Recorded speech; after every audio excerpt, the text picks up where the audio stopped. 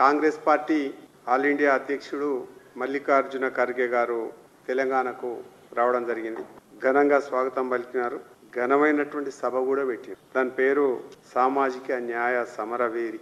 అయితే వారు వచ్చింది సామాజిక న్యాయం గురించి చెప్పడం కోసం, తెలంగాణలో సామాజిక న్యాయం బాగా చేస్తున్నాం అని చెప్పుకునేటువంటి ప్రయత్నం చేస్తే బాగుంటుంది. అదంతా పక్కకు పట్టేసి కేంద్ర ప్రభుత్వాన్ని, నరేంద్ర మోడీ గారిని తిట్టడం షురూ చేయాలి. కాంగ్రెస్ పార్టీ నైజమే బీజేపీని, మోడీ గారిని తిట్టడం కోసమేనా, లేకపోతే ఈ రాష్ట్రంలో అధికారం వచ్చింది, ప్రజలు అధికారం ఇచ్చిండ్రు, మేమే ఏమి హామీలు అమలు చేసినాము చెప్పుకోవడం కోసమా? అది ఎక్కడ కూడా ప్రస్తావన మల్లికార్జున ఖర్గే గారి ఉపన్యాసంలో లేకపోవడం చాలా బాధాకరం, విచారకరం కూడా. తర్వాత వారు ఫక్తు మరి తెలంగాణలో 42% రిజర్వేషన్స్ని ఎట్లా అమలు పరుస్తామో బీసీలకు చెప్పే ప్రయత్నం చేయలే. పెట్టింది స్థానిక సంస్థల యొక్క ఎన్నికలలో కార్యకర్తలు ఉత్తేజపరచడం కోసం. కానీ తెలంగాణ గ్రామీణ ప్రాంతాలన్నీ కూడా ఇవాళ కన్నీటితోటి తడిచిపోయేటువంటి పరిస్థితి కనపడతా ఉంది. ఎక్కడ చూసినా మురికి నీరు, తాగునీరు లేకుండా, కనీసం వీధి లైట్లు కూడా లేకుండా పల్లెలన్నీ ఇవాళ ఇబ్బంది పడతా ఉన్నాయి.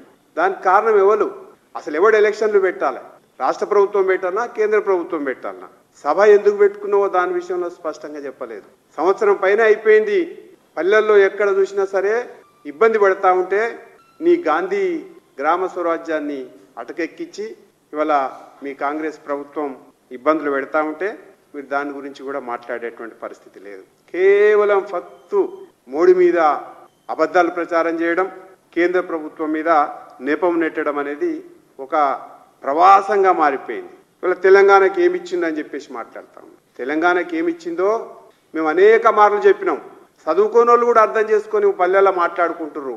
బీజేపీ ప్రభుత్వం కేంద్రం నుంచి 12 లక్షల కోట్ల రూపాయలు తెలంగాణ ప్రాంతానికి ఇచ్చినామని చెప్పేసి పల్లెల్లో ప్రతి ఊరిని అడిగినా తెలుస్తూ ఉంది. నీ ముఖం కనుక నీకు మంచిగుంటే, ఇలా కేంద్ర ప్రభుత్వం పైసలు రాకుంటే నువ్వు ఎలక్షన్లు పెట్టని కారణంగా ఇలా ప్రజలకు వచ్చే పైసలన్నీ కూడా ఆపేసినటువంటి దరిద్ర కాంగ్రెస్ ప్రభుత్వం తెలంగాణలో నడుస్తూ ఉంది.